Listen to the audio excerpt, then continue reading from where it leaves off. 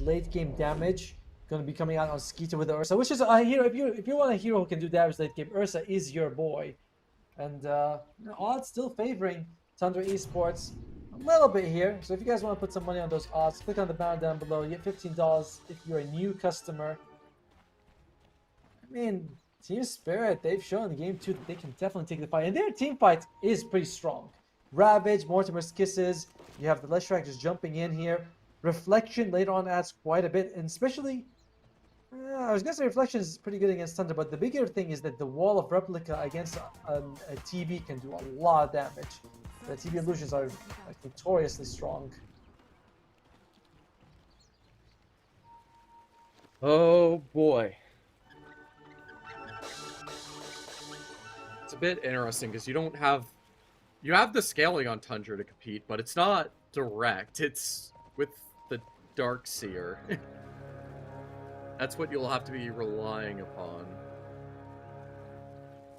Well, we usually see the bounty runes going 2 for 2. What's he going to go for here? Mira, same with the Scab Blast, and yep, it's going to be. Oh, actually, Team Spirit comes out with a slight advantage here. Those quicker fingers, they're working for him. Alright, 33 and Saksa in the top lane. Worried slightly for Yatoro, but he's a master. He's not a grandmaster. Is 20 level 25 grandmaster or is level 30 the grandmaster? But either way, he's a very high level Terrorblade. He's up against the equally high level Ursa being played by Skeeter. I mean, we already know they're high level because there's players playing them, but these guys have been practicing these heroes in the pub scene as well. Like Laurel, 5 stacks early on, but he's got 8 magic stick charges. Master and then Grandmaster is the new one, the 30 in red. Alright, got it. Thank you. This is probably the worst part of the Batrider laning stage early on because you only got level 1 sticky napalm. You still have to spam it, so you get a lot of value out of the magic stick. Once he's level 3 and 5, it becomes less annoying to throw it out. It becomes even enjoyable, dare I say it. Well, so he's having a decent time so far. I wonder what the other lanes are looking for. Team Spirit off to a slightly decent start here. Is the harass keep going? Keep it coming. Why not? If you're the Leshrac. Again, gets a little bit better for the Batrider later on, but not by a whole lot. Well, it's going to be up. He's I couldn't tell. No, it doesn't seem to be a courier. Not sure what he walked all the way back to the tier 2 for. Maybe just safety in case of a very early gank. Bottom lane though, Collapse, he's level 2. Still, he's saving a skill point. He could consider putting in the Kraken or into the Gush, depending on whether they get what they want to do. Mira's level 2 now, so the kill opening is there. I have to use a Mango. Mira wants to get all that mana available, but Snaking is pretty low health. Cookie misses, and so it's a bit of an awkward situation here for Mira. Always fun when you miss the cookie and you're like, whoops, I intended to do that. That was all part of my plan. Man, just an Ursa undying safe lane early sounds like an absolute nightmare. The fact they're holding on this well is impressive to say the least. One of the skiers going for an early orb of venom, that would help them quite a bit in terms of harassing here. Yeah, Koshka, he is just having a really fun time. I think is he gonna get Corey? He does, but it looks like he's gonna be losing his life for it. And overall, he's very tanky, but not tanky enough. Lap starting off the game with the first blood. That's gonna slow things down, stop the aggression, at least in this second.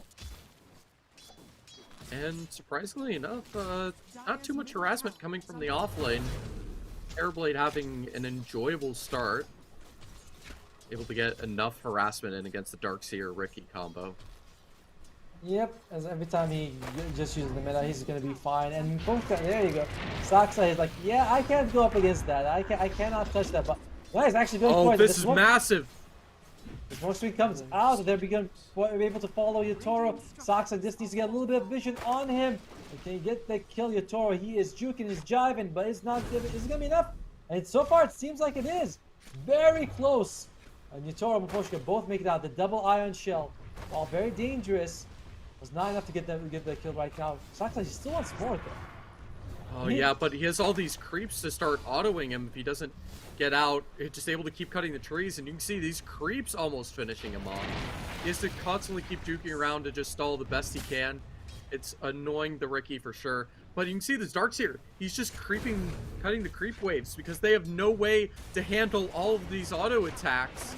Darkseer able to just use the Ion Shell to clear it out himself, and they're just slowly chipping out this lane, putting the Ion Shell in the Ricky to chase the Terrorblade, able to take him down. And now the Tidehunter a bit low from the Fury swipe stacks, the Undying able to finish him off. And there we go, the early kills from Tundra being found. Saska just finishing off the second, the Poshka down, and the Snapfire even having to walk back. This is a beautiful lane dominant start from Tundra, and this is what they need to find the advantage before this Terrorblade really starts running. Ooh, super close by 33. Almost losing his life here, but Yatoro, he's chasing this. He's going to throw out the reflection. Moving fast here. Beautiful vacuum by 33, and he keeps himself alive. Yatoro, he's still got decent CS, and he's not too far behind Skeeter. So overall, a couple of kills from Tundra. It's annoying, but I think the bigger annoyance is the fact that he just kind of wasted the first meta, or second meta actually.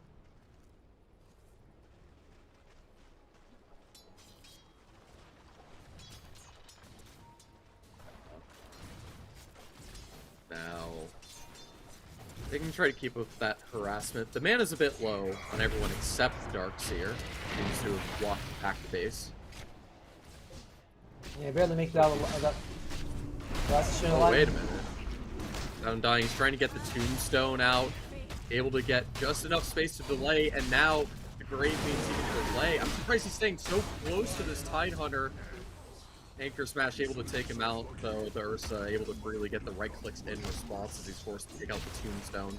Ends up being about an equal trade, I would say, after the Tombstone destruction. 150 gold this early.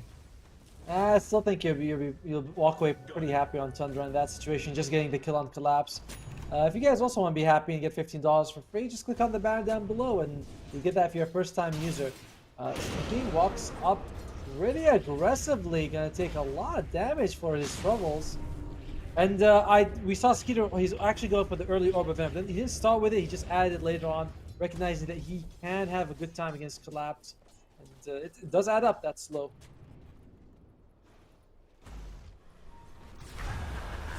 Sitting on oh, good snowball to dodge, but it's going to be going through actually to the creeps. Sorry, not snowballing the players getting manipulated. It's another good vacuum with the Ricky able to chase. This synergizes so well with the Darkseer. It's mind-blowing. And able to use the tricks of the trade. Just dodge out of there. Avoid the right click of the Terrorblade from being too problematic. He's a little too healthy to take him out right this second. Ricky's big problem has always been that he's been relatively weakish laner, right? Like, yeah, he's got the slows, but in terms of his actual stats, he's got pretty low health. So, you know, it's just been seen as a hero that you sort of carry till the 15-minute mark till he gets the shard. But combined with the Darkseer, this combination has been proving to be extremely effective. And the chase, the high mobility, snaking, his death is going to be... Oh, is he even gonna die? No! Just barely surviving! And they lose the two people on their side for Team Spirit. Snaking Tombstone on the high ground, also giving them a little bit of extra damage. This is exactly the start they need, but there's no one to help support this Ricky. He's running, he's doing what he can. Poshka dodging the wrong way, and that DD is going to be a bit of an issue. He even blinks back in to try to bait him. He needs to calm down, slow down a little bit, and man, this is the first time the Tundra is able to separate the Undying and catch him down. The Ursa trying to chase him for a second, but able to be quick enough that it's fine. And Tundra just want to keep this kill advantage going. They don't have an easy way to deal with towers. The Darkseer is good at pushing it, but that's not good against the tower itself. The more they can choke out this map control and slow down this Terrorblade from farming, the more value and chances they can find to keep the advantage, keep this game going in their favor. Laurel's really the big victim of the lane stage so far. Top lane though, Poshka, they're gonna go for this kill. They are gonna bring down 33, so even though with the vacuum wall, it's not enough to get the kill on Poshka. And Laurel, even though he was struggling just a little bit, that kill on 33 changes things for him.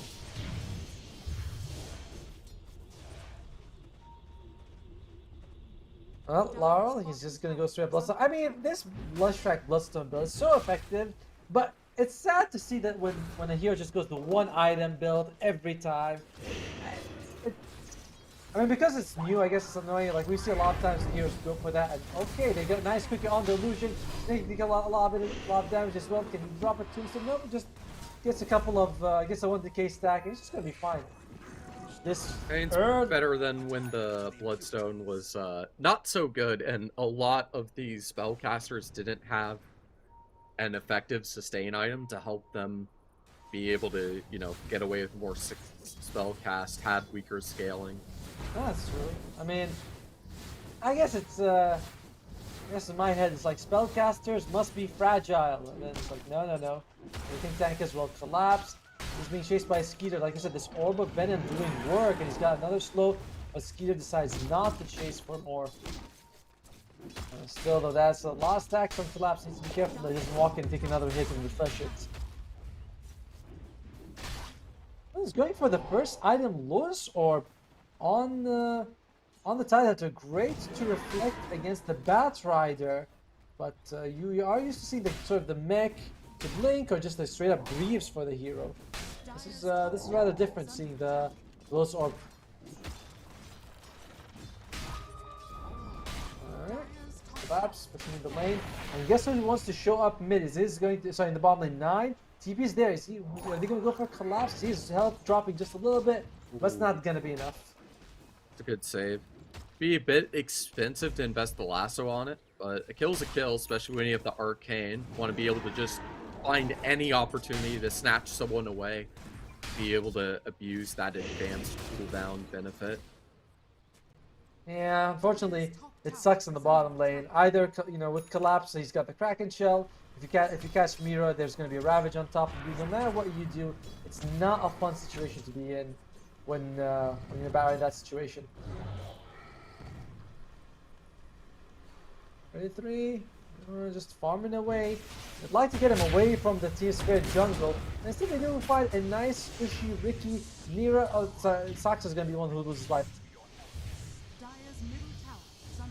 And just walking a bit too close to that sentry.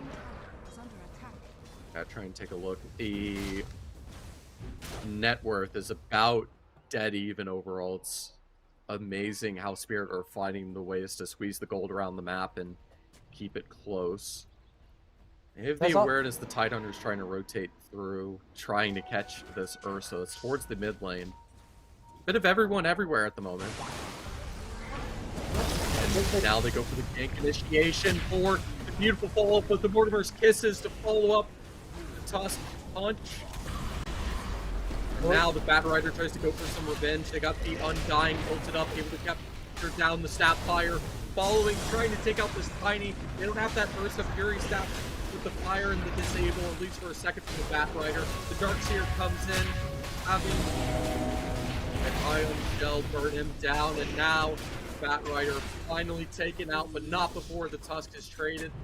And now the Terrorblade wants to run, as the Ion Shells can certainly start burning him down with the illusions in response. And time for Ricky to do some lurking around the shadows, maybe find a courier in that secret shop. Good kill on Skeeter, you know, but they did expend the Ravage, and afterwards, they, you know, we saw that Mira stayed behind, trying to get the Tombstone, but cost him his life. And Moposhka tried to walk out of there, but he couldn't, and in the end, they also lost the Collapse as well, because that was great. Like, they lassoed him back into the smoke screen, he walks out, where he breaks through the Kraken Shell. Then they vacuum him back, and it's like, dude, it's so unfortunate that you can't just walk out of there. It's a tough situation to be in if you are Collapse. Now, in the meantime, though, Saxa, he's just waiting for that first item Aghanim shards. Doesn't look like he's gonna go for the arcane boots. He just wants straight up shard as soon as he can get it. And top lane Skeeter. Oh, this would be rough if they can get him again. He's gonna go for the Gets the enrage off in time. He's very hard to bring down. 80% damage reduction, but does wear off in the end. Speaker, not the jump you were looking for. And Laurel gets him with the splitter at the very end. He's also going for the Battle Fury build, so no ability to man up early here. Trying to go for that later bit of farm. The fact that he doesn't even have the Battle Fury yet, and this died twice, is going to slow it down significantly. Saska trying to play around out of space. Able to barely dodge the sentry, at least for a second. It looks like they're looking to remove some of that vision. 33's got the mech on the dark seer, so team fight's gonna be a little bit easier for Tundra with that sustain coming out on their side. Of course, along with the Undying being played by Sneaking. So, yeah, Team Spirit. I don't know if they're going to say they're going to have damage issues, but they're certainly going to have not the easiest time bringing people down in the mid game, unless Yutora shows up, and not sure how much he wants to do that. Well, they want to try to catch out this Darkseer, push out this bottom tower, and they'll happily take him as a benefit. This Ion Shell holding him back. He uses the vacuum to create a couple of space in the trees, but now 4 players running after him. That Scourge will only help for so long.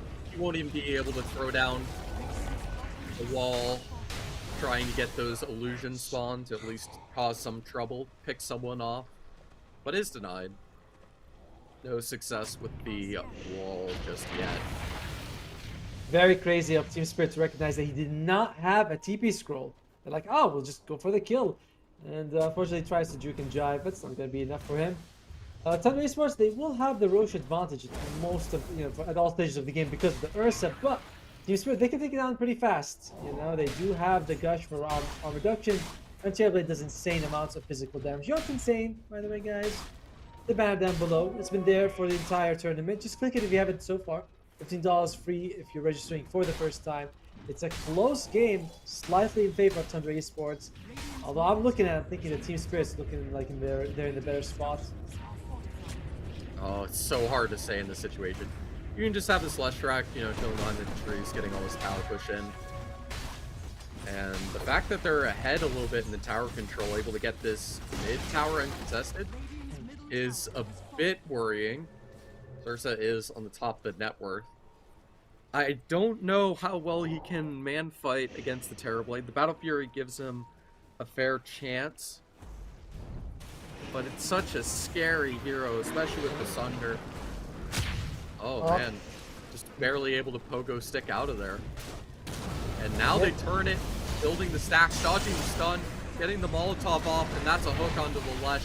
He's going to be toasting in the fire, trying to have the Snapfire rotate to help, but that's just going to be pretty far for the Ursa to eat through, and they understand he's trying to teleport out. The overpower's just enough to take it out. That's 3 out for Spirit, and they're going to be able to take out this bottom tower with no issue. It all came down to 9, baiting them deeper and deeper into their side of the map. The tombstone was dropped, and Spirit had to commit a lot just to get it out. Mira showed up a little sure, but the zombies had already stacked, and it was a very... it was not the most situation for Spirit. Both get top lane though. Not was able to get a nice kill bottom lane, but he loses like the top. Interesting move by 33, showing up there, throwing out the ultimate. It's not the shortest cooldown, so that's interesting. They just decides to throw it in that situation. Either way, Team Spirit, they're happy to know that the wall's going to be down for another almost 2 minutes.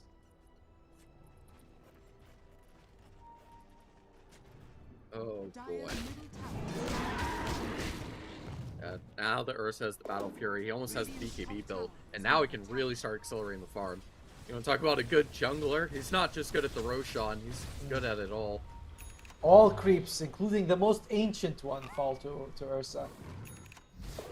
And he's going for the BKB as well, knowing that Team Spirit, they got nothing that goes to the BKB. Like, maybe Diabolic Edict's damage and little Shredder going, but these are physical abilities. Either way, it's once his BKB is up, Team Spirit is going to have a very difficult time controlling him. More so than they have right now, actually. Yeah, they've done a good job in this early game of keeping things so close and competitive. This mid game seems to have a little bit of favor, at least towards the Ursa. Terrorblade should be set up enough to compete. And honestly, the main difference is actually on the farm of the Undying versus the Snapfire, interestingly enough.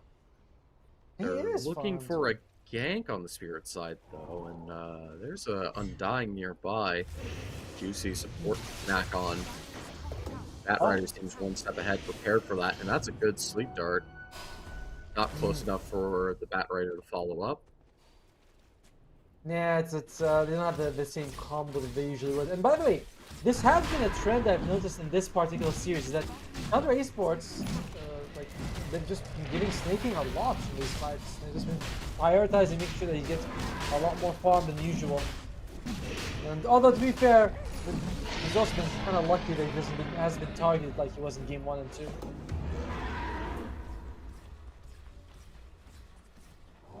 Well, that's the Aegis. That's a BKB on Speeder.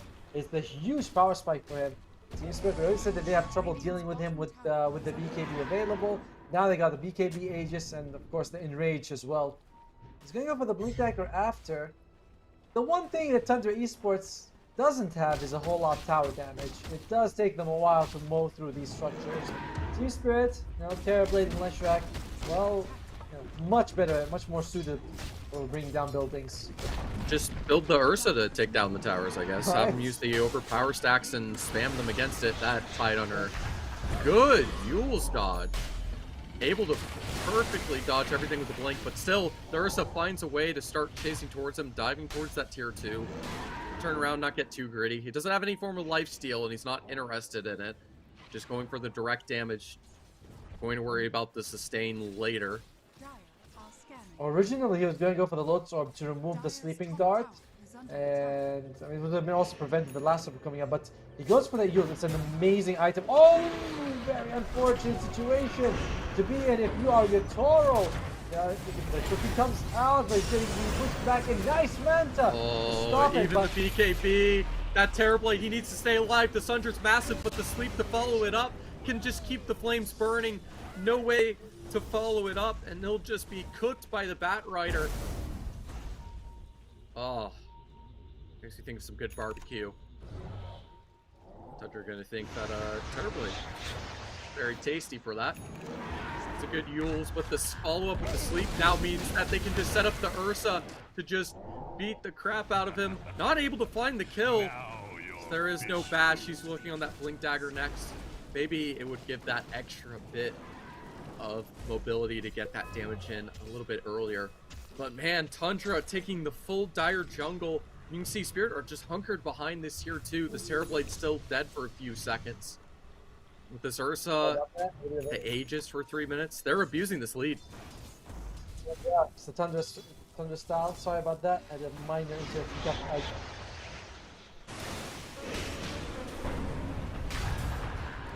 Oh goodness. Oh, the 4 staff's perfect. The stun still connects. The sleep to follow up. Just at least slow down the demise. We'll throw down the tombstone. That should be cleared out. It'll take a second, but Snapfire just as good against it. They've spent all this time to clear out the jungle. Not even able to clear out the wards for it. And is that a Hex being built on the Tidehunter? I might be looking at that. I'm scared of looking at that wrong, but I don't know. Yeah, you can see the Ursa going for the Basher next, making sure no one can escape him. Who cares about the sustain? Just go directly on your target. Man fight the Terrorblade before we can fight. Keep him silenced in the Rikimaru. The second, just before the Sunder has to use his teammate to do so on the Snapfire, which means the Batrider can go in and follow up with the lasso anyways, and it's a 2-for-1. This Terrorblade isn't able to outcarry the Ursa early as he's having such a good game. The Tidehunter able to delay and create a bit of space, but now it's the Tusk to follow up. It won't be a team wipe, or maybe it will. The Tusk unable to escape, and the Ursa is able to chase the Tidehunter with the Blink Dagger. The last one remaining, the Molotov bounces him into the open, and the Earth Shock will take him down. It's a full team wipe, and Tundra are looking to take away this game number 3.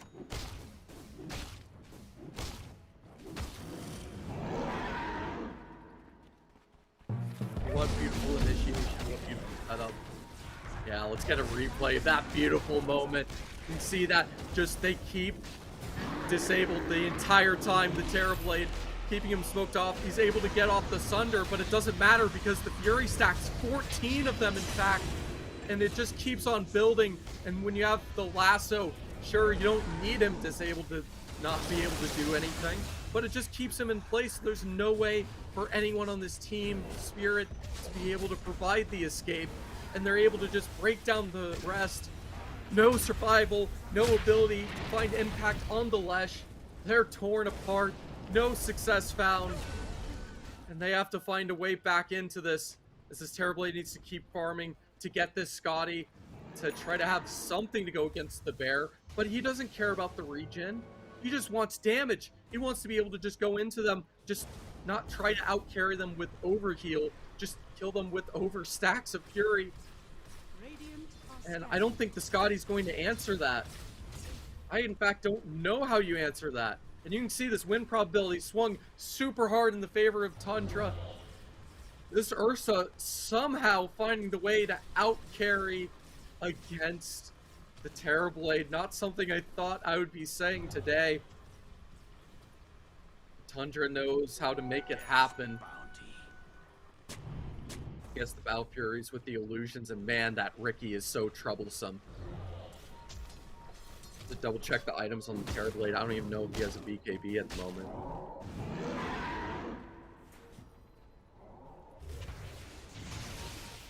Now we slow down. Collapse trying to find an opportunity. And they're going to go for the Yules. I don't know if that connecting time. They have the vision on the Ricky, so they should be able to take him out. Darkseer able to save him. Oh no, not even able to catch one of the supports. The Darkseer coming in clutch. That's a bit tragic. And now Tundra, they know they have the advantage. They can turn this around, setting up for the blink tower any second. The Molotov with the Ursa blinking in. They have everyone trying to run through the trees. The Undying to clear them with the Tombstone, able to identify, take out this Tidehunter. He's silenced, no ability to even get off the rupture. Nothing. As two go down, the supports and off lane eliminated. Tundra able to do exactly what they wish. Now the Terrorblade trying to split push this bottom lane and run away. But it's with the tier 2 being lost, and they're going to find contact in this bottom lane. They know this is the real Terrorblade. They can see him. The Ricky found the sleep, setting up to have the rest. Now the lasso comes in, they're burning through, and it's the Ursa, of course, coming in with the Fury swipes, the silence from the Ricky to deny any possibility to escape. They don't need anything more, and of course the Ricky's found another.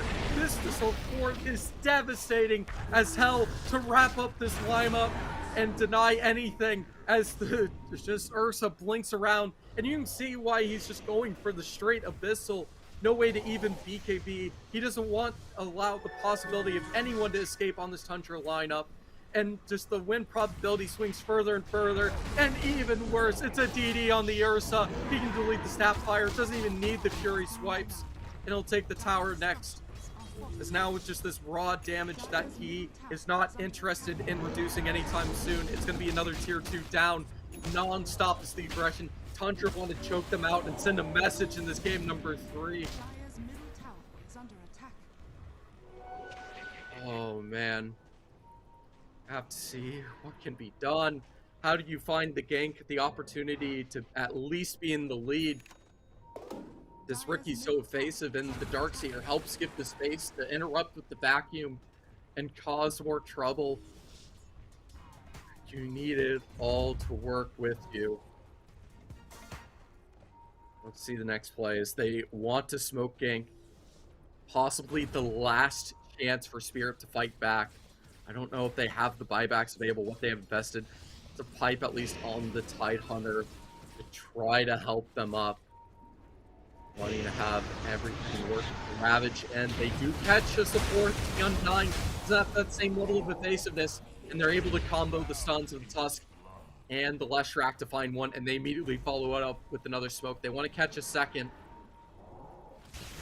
The team lightly split. The Bat Rider isolated alone, wrapping around to join his team, and they flip sides on the top of this map and jungles. They want to contest There's no way to easily delete this Roche in the exact same way,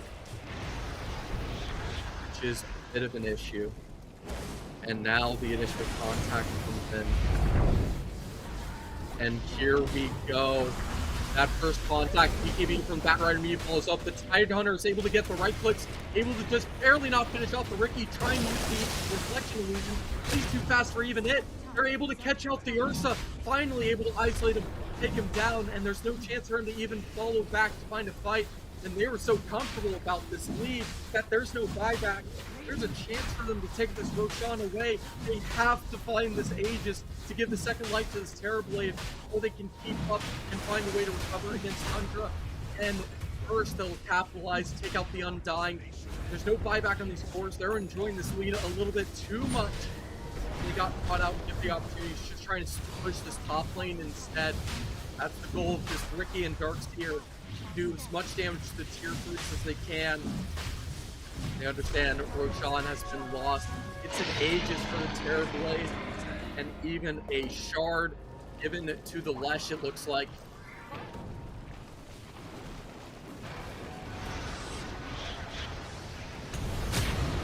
There we go, it's beautiful. Oh, even punch, just as the Batrider tries to BKB, he'll be able to teleport out. But man, Spirit have found their way back into this.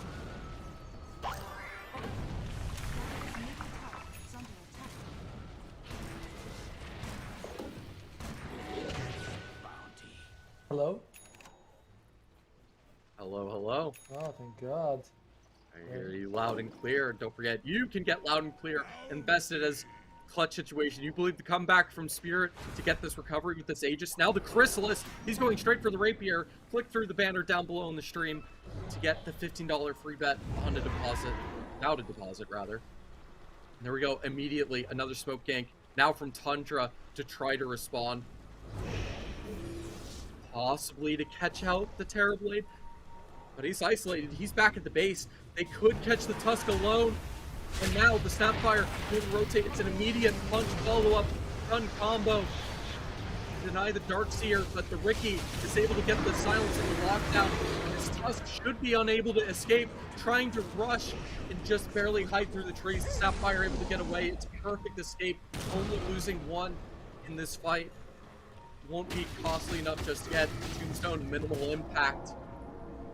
And it doesn't spell disaster just yet. But Tundra establishing map control, getting that outpost back on their side.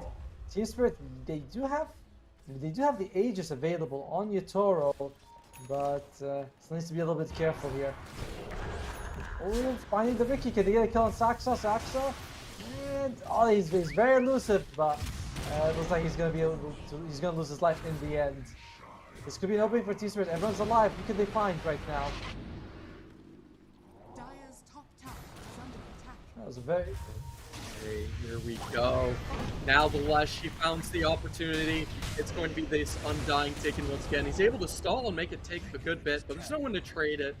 Of course, they're just trying to go for the split push, get this bottom lane under control, but it means Terrorblade's able to get some good old farm. They're going to take a little bit to recover. Both the supports getting picked off. They need that Ricky. He's been able to create so much of the space and allow Tundra to get into the situation. Very clever just now by Collapse to use the gym to provide vision so he can get the Yusuf off. And you want to get a kill on the Batrider. Nope, 9. Gets the BKB off and he's going to be fine. Meanwhile, though... Uh-oh. This Ursa's fully caught out. The stun combo comes in and now this Terrorblade can start clicking him down. Going for the Enrage plus the BKB. He has to run away to escape, but the Lesh has his own Blink Dagger to keep up. And again, it's a clutch sleep with the Ricky respawn. Wasting time for the Aegis, you know, as long as Yatoro isn't getting near those buildings and not losing structures, they are okay with this for Tundra Esports. You know, the scariest thing is losing buildings right now, and they are delaying Team Spirit from that. Oh, nice, very farmed on this Batrider, but and he's going to go for this newer build we're seeing, where you go for the Witchblade. You are able to do a little bit of damage on the hero. You are, of course, going to go with the shard as well, which adds some damage as well. But looks like we're going to be losing Mira. Oh, the church was great and perfect. They do have the buyback on the Snapfire if need be. Looks like it probably should be okay without it. You know, it's gonna be sometime before they can reach the enemy buildings, and there's tier 2s in their way. So, Mio not forced to buy back. Refresher just yet. Ursa? That's the plan. He wants to have the double BKB. He wants to man fight. He doesn't want like a Satanic to try to have at least some healing, even though the Scotty will produce it plenty. He wants to fight directly. Still a bit until his Terrorblade gets the Daedalus. But considering it's a Terrorblade, he wants to man fight into him? He's crazy. And Skinner believes he can do it. I mean, and if you have the double BKB, there's really nothing Team Spirit can do to you for 12 seconds. I wasn't sure. Did he have an Abyssal? I didn't see his inventory, but that could also be a huge factor in keeping Utoro controlled as well. Double Abyssal. It does pierce through BKB. You know the Terrorblade has one, but still, I think it's fine for him to go forward with the Ursa. No shard is the more interesting one. We do see a lot of people just going for the shard just for that defensive capability it gives you, but here, Skier believes it's not worth it. Or at least not yet. Well, normally you would also get it from the Roshan, but the problem is the shard Rosh, or the shard from the Rosh rather, yes, was yoinked and taken by the Lesh instead. He's certainly a clutch recovery. It's a massive. Oh, that. Ooh, the turnaround, that's a bit awkward. They still find the follow-up stuns, and there's so much initial nuke damage. And that Ricky's gone for 51 seconds. There's no way for Tundra to go and reinitiate into this. No way to save this Ricky. And they have to respect it. This lead and ball is still in Tundra's court, but still a long way to go for it. And oh boy, they want to take the initiation. They find it on this Ursa. And he has to BKB teleport out. No, oh, the bash is found with the punch of the Walrus. And now, thank goodness he has buyback saved because they're going to need it. They're unable to get the opening initiations. And now Spirit are fully back into this. They have to damage to respond and recover. They even have a Lotus. And you can see bit by bit, it used to be 5% for Spirit. 5% at a time, every single pick. They're getting the chances to recover. And they're not letting this game 3 go away so easily. Yeah, and they have the tower damage to force this. They have the Lesh Track, they have the Terrorblade, so just getting near the structures is going to be... I mean, Skeeter might be forced to buy back unless they can get some sort of pick-off here on Tundra Esports side, but Team Spirit, they're very disciplined. You know, they are sending Collapse in the top lane, maybe just to... I'm not quite sure what that's for, but they can get 2 sets of racks if they really want to go for it. Tundra does have... What? The sorry, they have one glyph that they can use just now, but they want to probably save it for the tier 3. Then they get a nice refresh coming out. But it doesn't feel like it's enough time. You know, if you want to defend it, Skeeter is gonna have to buy back. Good being patient, making sure everyone's good. And I was afraid this Terrorblade wasn't going to have the space to be able to succeed, but they're able to get some good team fights going. And don't necessarily need him to succeed, at least just yet. Soon, he's going to have that Daedalus, and I don't know how the Ursa is going to keep up. Refresher's a creative choice. It's a lot of BKB time, which I guess is what he's trying to look for at the moment. Get the enrage on top of his Hazard. That's a beautiful Ravage. That Darkseer's caught out, he's going to disappear because the Daedalus on the Terrorblade now activated, and he even goes for the Metamorphosis. It's already dedicated. Undying trying to run away, and he's a bit too tanky for the Spat Rider to just blink in now. As the stats of the Hurricane fight the Scotty, it makes him a raw force to fear, and they want to try to wait for this cooldown. After all, this Ursa's still dead for 10 seconds, and they'll have to live with the Darkseer. No buyback. Dead for 50. One of the main things to try to counter him in this later game, get the right click against him. Illusion shouldn't be an issue with the Ursa, but they have to combo everyone together to get this to work. Kind of surprising that Team Spirit did not go high, did not book it to the high ground, the mid lane when we saw Skier was dead for 8 seconds, but they are just being conservative. They're deciding, let's just make sure that we have the every advantage we can. This is very careful. Was really not expecting that to happen. But Whistleblade he does have it on the Ursa, so if he can jump on anyone, the double Blistle, that might be enough to bring down Yatoro. He's still got so much armor though. Oh man. I mean, sure, there's the Witchblade and Bat Rider, but now this lasso. The Ursa is now finally unable to chip down through all the stats of this Terrorblade as easily.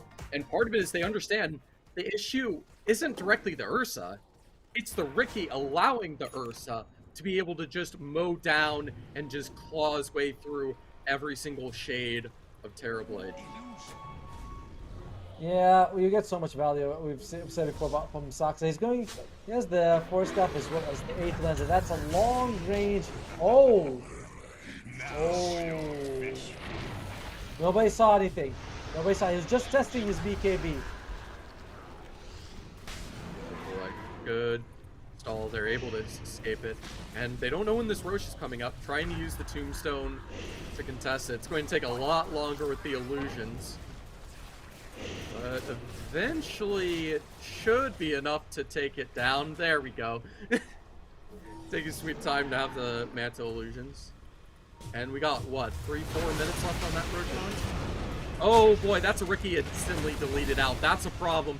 Can't fight the good old protection of the Aeon Disc is able to keep the Undying alive, but now they have to back up. Already getting picked off, and they're all in this dire jungle. Spirit seem a little bit unaware of where they went this exact second, but they're calling it. They're drawing the line. They're aware now. They can see the creeps giving the contact information. Smith going forward in the blink, and it's perfect onto the Dark Spear. The Ursa trying to respond. The Lotus is perfectly played, trying to burst through. The Enrage helps him be able to survive the stun, but he needs a BKB to be able to fight through this, but instead, he's down for 90. The comeback is alive now. The initiation from Team Spirit is immaculate with the items now in play. And this Terrorblade just becomes stronger from the second, now starting to work on the Lotus. That was insane. The Lotus Orb jumped in. Oh god, I'm not sure who was able to click on him, but either way, they were able to make sure that they kept alive in that situation. And this is not really rage. You know, the Yule Scepter is fantastic against the Ursa in that situation. And Roshan not up about 5 seconds left. Mira he's waiting for it. Will he be time? Oh Mira, you just now. There you go. That's gonna be the third one. And Team Spirit, Yatoro comes in with the double damage rune. He is as ready as he can ever be for this. Aegis, as well as the cheese and the Aghanim Scepter upgrade. Blessing, not the refresher card, which also would have been just as good. Like, they win either way. And the fact that they now have this step ahead. You have the normal putt on the Darks here, Andy. I feel like Tundra, they're failing to find a good team fight. They've been so good for about the first 30 minutes, but now they're faltering. Tundra is unable to find the opening picks, the advantages to stay competitive and keep getting caught out. I mean, now with the Terrorblade having the Aghanim Scepter, you can get that nice, 10-second meta that you need along with the fear. And we saw this, right? Tundra Esports draft, does feel like the damage is all on the Ursa late game.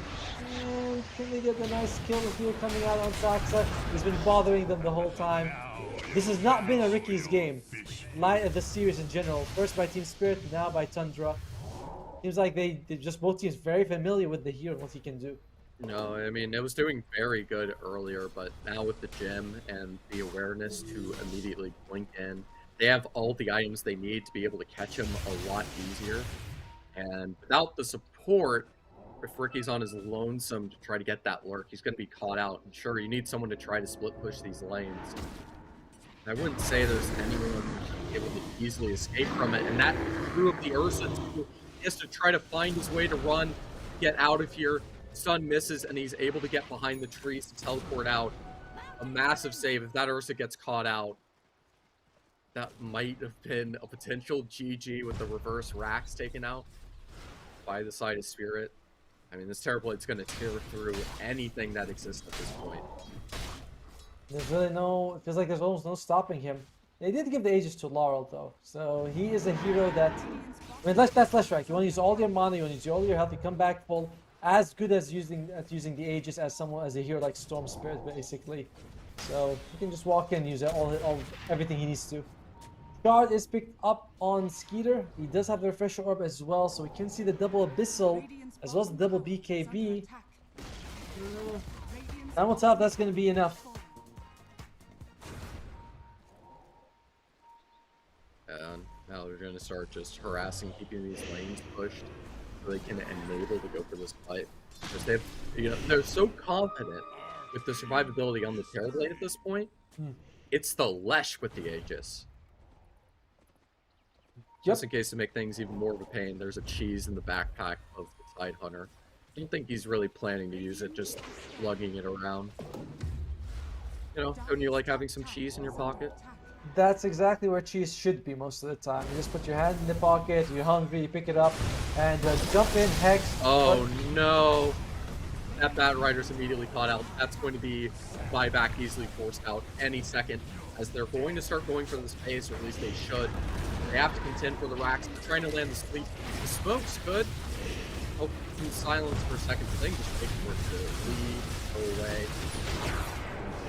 They have to find the right opening into this. There's the initiation. They found the Ursa.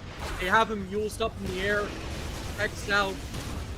Able to surge him away to keep him alive. But now the racks start falling. This is the first one we picked off, and it's on the side of Spirit to take it down. And oh no, they catch the Darkseer once again. It's a perfect cookie.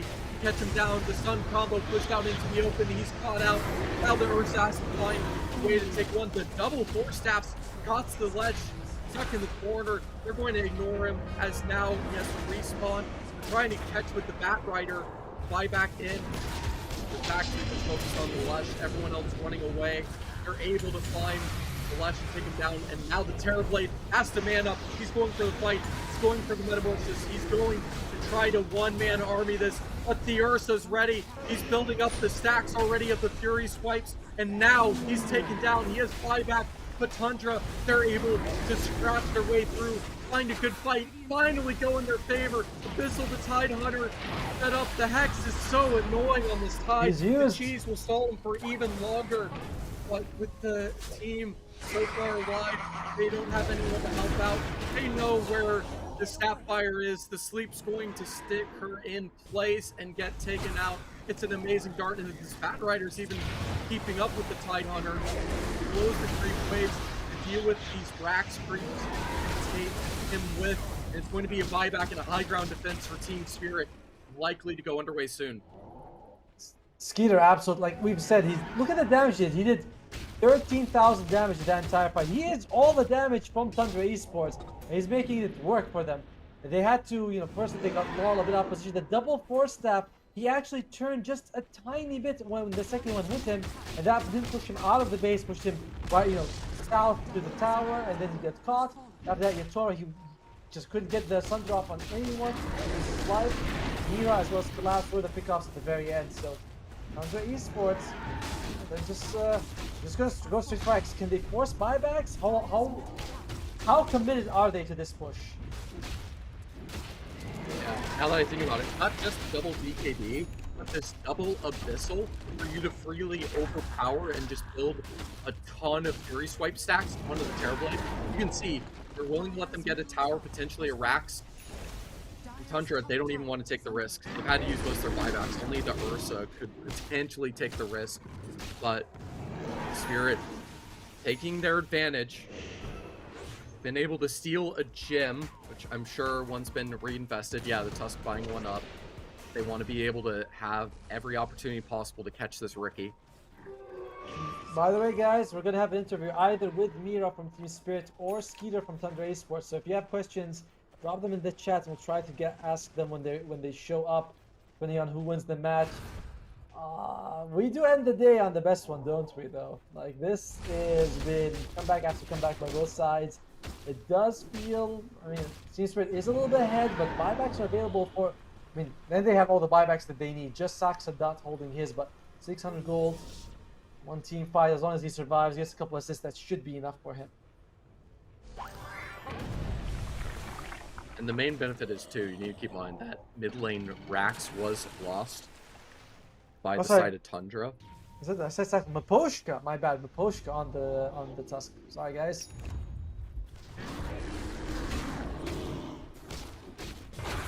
Yeah, this is go for him straight up. Oh, this is so big. It might even be 2 to follow up the initial Snapfire of Mortimer's Kisses. But the Undying able to use the Siphon to sustain. Of course, Snapfire is able to easily delete that Tombstone. So that won't be an issue. But the fact they're able to save the Ursa and not even lose the Undying in the process is a big deal. We even have the Refresher on the Batrider. Hold on. That's a lot of disable. As they potentially re-engage here, if the Batrider finds the read. Oh, ho, ho. Force that last second by the Undying. Collapses. So clutch to stop the Tidehunter. But Collapse's ultimate is down. Ravage is not available. Do they want to take advantage of this, or are they going to respect Team Spirit still? There is the double damage on your Toro though, so holy crap! Here we go. Oh, this Terrorblade is set up. Tear everyone apart on Tundra. Surprise! It's DD. Ricky's gone. Trying to fight back. Use the refresher on the Ursa to do what he can, but he realizes the DD is here. He needs to run. He has to back up. He may be able to be competitive against this good old Terrorblade, but he has to be able to find the fight, find the stacks, able to take out this Leshrac. He does have buyback, but now the Hex is able to follow in multiple times. That's a dead Ursa, but still, surprise, the Batrider is able to go through the side, buyback of both of these key cores, the Ursa and the Terrorblade. This is the last team fight around this Roche pit. I still don't think we have the Roche for another minute or two. They don't care. They still want to fight for it anyways. And go here. Slush able to come back in. Ricky able to set up, hit the silence. And it's the Sunder from the Terrorblade to save the Leshrac, but it means he gets taken out and exposed. And it's a follow-up with the Abyssal of the Ursa, and it might have been a massive blunder. It might cost them the game as trying to save this Leshrac. They both go down in the process. Maybe should have prioritized his own life. Everyone gets taken out. The Tidehunter, the last alive, stuck, isolated, alone, joining this mid creep wave, trying to cut the bush best he can. It's kind of wishful thinking. Collapses him and Maposhka. Can they actually hold on all of Tundra? There's no buybacks. They were all used. It's not something that, you know, Tundra would be like, oh, could they have? No, just used straight away. And that was a very generous Sunder by your Toro, basically sacrificing his life for Laurel, and Laurel fortunately just dies right after your Toro got killed. So we talked about sort of the lack of power damage from Tundra Esports, but they've got a minute with no cores from Team Spirit.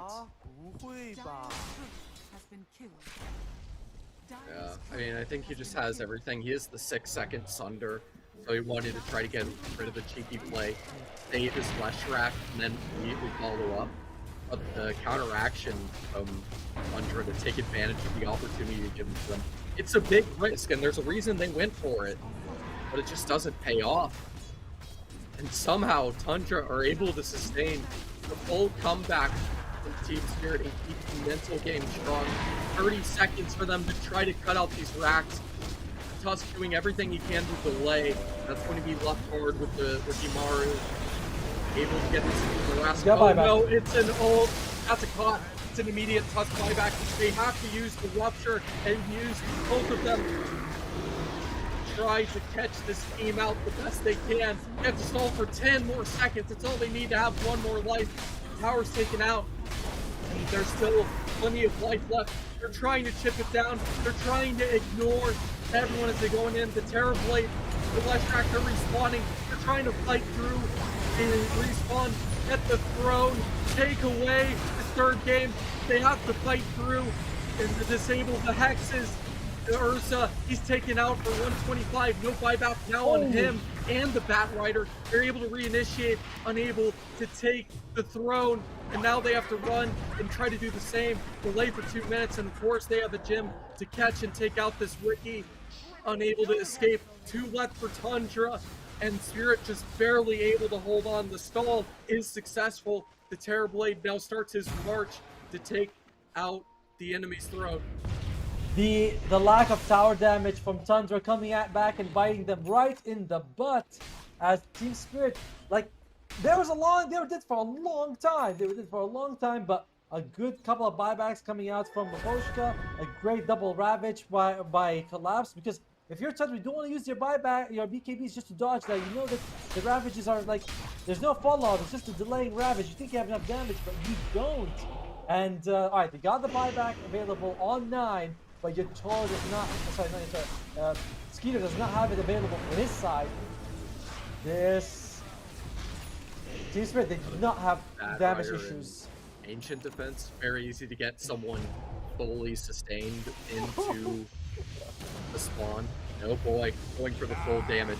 Terrorblade doesn't want them to have a chance in these fights and to lead them on the system. And not only is he going to have the Rapier, he's going to have the Aegis. This might be the confirmation. He's going to stall and give them a chance to fight against it. But when you have everything on this Terrorblade, the Aegis, the Shard, the Divine Rapier, the Aegis, what do you do? I mean, we've seen Tundras clench it out, right? We've seen them take these fights before. There's no reason why it would be impossible for them to do so right now. Taking away, there's no buybacks on anyone except Snaking on the Undying. I guess he really is the Undying at this point, but that's the only one that Tundra Esports has 2 lives on. They might have to consider fighting on their side of the map, but that's scary to fight against your objectives, especially with Team Spirit's massive tower damage. Oh boy. And, you know, they want to find the gank. They want to try to find some opening. Tundra doesn't want to be caught out. They're just trying to spend every second possible. Everyone wants to wait, it seems, for the most part. Try to delay for these buybacks as much as possible. Just hold on for dear life every second. They want this game to hit the 60-minute mark and stall, but they have to defend their base to allow that to happen. 33, he could go and farm for a buyback, but it's going to cost him a lot of gold. He's going to put himself in a rough spot if he does so. We got all the cores on Tundra have refreshers, so double wall, double lap, double everything on Skeeter. In the meantime, Team Spirit, they've got refresher shard on, interesting, on the left track. Now here you up and, I guess it's just for the items, right? Double Buster and double BKB are very helpful. Itoro. Oh boy. He's got 6 spells he's gonna have to maneuver in the fights, along with a Lincoln Sphere and a Hurricane fight. And active neutral and 9 abilities he's gonna have to keep track of. It's pretty wild. The Lincoln Sphere you can also use it on an ally, so I guess that's what, 10? Absolutely wild what he can do with that. It's going to give him the space to keep him alive, though. That's kind of the big, juicy, key detail. Don't give up, guys, don't give up. Лишь утратив все до конца, мы обретаем свободу. Good confidence. I love how at the end of the game, Poshka still got a Blink Dagger 4 staff on the position 5. 55 minutes and it's like, yep, that's a true position 5 right there. That guy, he knows what he needs to do. Jumps in to save his allies. And, it's expensive though. It's a hard life being the position 5 support. Saksa, he's got the Heaven's Halberd. Great to use on the Terrorblade when he's metamorphosized. I don't know what that would be, but when he's transformed, it takes away Poshka's courier. Nothing crazy on it, just a couple of sentries. Just some sentries, thankfully, yeah. But now they know the Ricky exists. It's a run for his life. He's got to go. He's not dusted anymore, and he won't be running into any sentry vision. And he, in fact, pops some of his own, and he can see everyone's around him trying to run out, and it seems like he's going to be able to kite his way out of this. Waiting to the last second. He doesn't want to be exposed as he's teleporting out, just patiently waiting. Like reserve. He's going to be going for the creep cut, and I think it's going to leave him exposed if he goes for it. They're going to see it. Wait, they're going to try to go on this Terrorblade. They have the vision. They have the information if they want to, but oh no. I think they saw Saska. I think he gave something away, and now they're trying to hunt him down. Ooh, Blink's right. Oh my goodness. This is such a dangerous game he's playing. Yeah, but it's working out really well for Tundra. Skeeter has buyback, you know, and Saksa actually has buyback, so he's the one person who can really afford to do this. And yeah, it's a dangerous game, and he gets punished for it. But in the end, it's not too bad if you're Tundra. You are able to get the buyback. Yeah, it's certainly worth the cost. You need like 1,000 gold to start here. He calls them nerds. Real good. Aren't we all? But still, come on, Fox. Yeah. Nice. Just a little frustrated with this high pressure that they all focus on taking him down, you know, trying to be on this position for Ricky. Just trying to be annoying, not to be that focused. I mean, it's not like they're going to be going for the racks with just this Ricky picked off. I highly doubt it.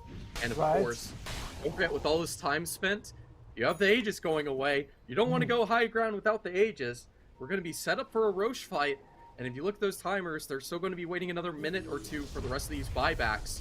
So guess what we're going to be getting in about 2 minutes? Cheese, fondue, and Oh boy. wow, Yeah. he is really committed to staying alive in that situation. 33. But yeah, we are gonna have tier 5 items coming out very soon here, and we'll see a nice Giant's Ring, Arcanist armor, Apex. Not sure who. I think Terrible wants the Apex in that situation, but yeah, tier 5 items are coming in.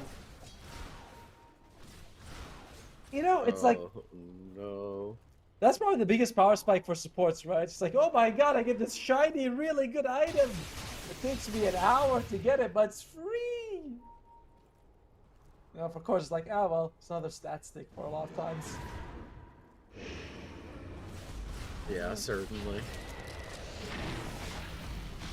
Well, see, Okay, but we're setting up. It's going to be a high ground assault. They're going to do this without the Aegis. They do have the buybacks ready, so they can stall for this game. Going to go for this just before the tier 5 neutrals go up. Or use it to just keep them back to try to make sure they get the tier 5 neutrals. So you can see a circle from the last rack. They're focused on the Roshan control, just wanting to capture an outpost. And you can see Tundra immediately setting up towards that Radiant Triangle. the Ancients. Seems like, oh boy, they could be contacting each other in a second because the Undying is going to be showing towards The this mid Ancients. lane. Yeah, the Ancients are the gold, right? They have 3 times the higher chance to drop the neutral items than a normal creep, so that's why you want to make sure that you know, at least have your Ancients available. You can take them, and there's a Korea that's Vine Rapier just there. There's a Korea right on top of it. I mean, I'm sure it sees it. Like Team Spirit, I'm gonna go pick it up. Does the Terrorblade still have this at the moment? No. The backup rapier chilling around, or? I'm pretty sure he does not have it. Plus, you can equip 2 and it's no big deal, right? So. Yeah, I think it's a dire courier too, so I think they're just trying to make sure that no one's yoinking it. Yeah. Just So keeping it there in case. Yeah, you can see Aeon Disc on the Terrorblade now. He The values. meta evolves. He's not placing much value on that rapier at all. He just believes that he's gonna rock without it, I guess. I mean, if they catch him out, he dies and it's sort of GG. So going for the tier 5 neutrals and keeping an Aeon Disc, I think it's the correct option here, as weird as it is. Worst case, you buy back immediately, hunt down for that Divine Rapier, because if you were last chance, you die anyways. Taxa. And again, the nerds strike again in towards the Sasuke. This is So a I'm lot. taking him out. Stop cutting the creep waves. Yeah. I'm tired of it. He's doing what he needs to, right? Giving his team a chance to be able to find those neutral items. And I like it's very sacrificial, but it's been paying off. Only Snaking does not have buyback on the Undying. That's a bit of irony, because last time he was the one who had.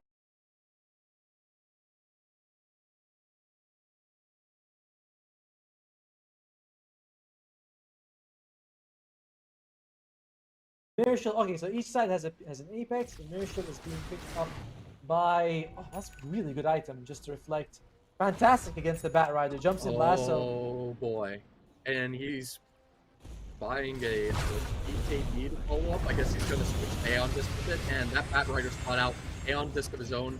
Able to blink out. Immediately going for the DP. DKB will last long enough. He gets away with his life. That Aeon Disc. We can see why people go for these Aeon Disc in the late game already. Absolutely Such a crucial there. valuable item. Especially because these teams generally won't have the slots to want to go for an old fire. Classic Book of Shadows. Interesting situational disengage item. Considered by many to be one of the worst tier 5 items.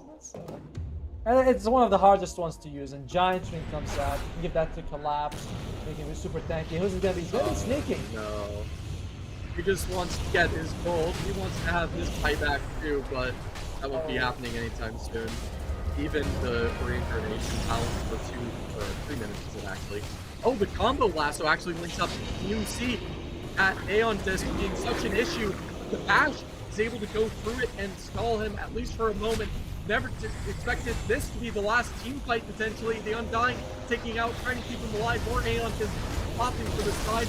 Terrorblades going through, and now the Ursa able to follow up, and the mirror. The wall is just skipping them down, and the Ursa, I don't understand where all this damage is coming from, but both of them get caught out. Wait a minute, Tundra are somehow winning this. The Tidehunter's running, even with the refresher. The double Ravage isn't enough. He's not even able to get the second one off. Everyone has buyback still on the Spirit side, and of course they haven't given away a rapier. This is not over yet. This is just a nice win on the way there, and you can see the Snapfire going over to pick it up to make sure that it will be given back to that Terrorblade. But Tundra Esports, are they going to beeline? Remember, this is a throne exposed. There is no tier 4s. Without the creeps, they go make sure they get the Roche first. It's Roche with all the goodies. At this point, you're kind of like, who doesn't have an Aghanim Scepter? Maybe you give it to Snaking instead. He's got the Wraith Pact, which is massive at this stage of the game for reducing damage from the Terrorblade. And overall, yeah, they give the refresher arc to the Undying. He's just straight up uses it just to get that that talent up, the free reincarnation. Great idea, and oh, that's a good Lotus spun onto the Tidehunter. Look how big collapses! Look at him! He's huge!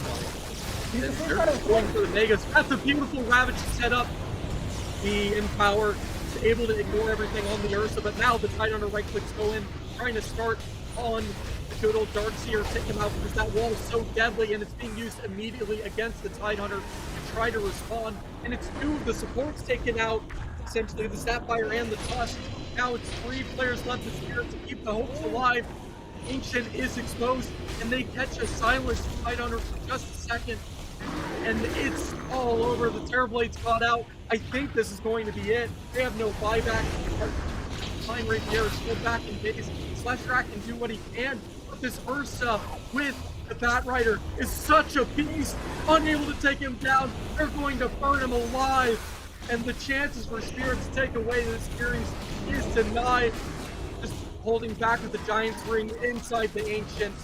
The Tidehunter, it's a full team wipe. GG is called, and Tundra take it away 2-1. But something incredible happened. The load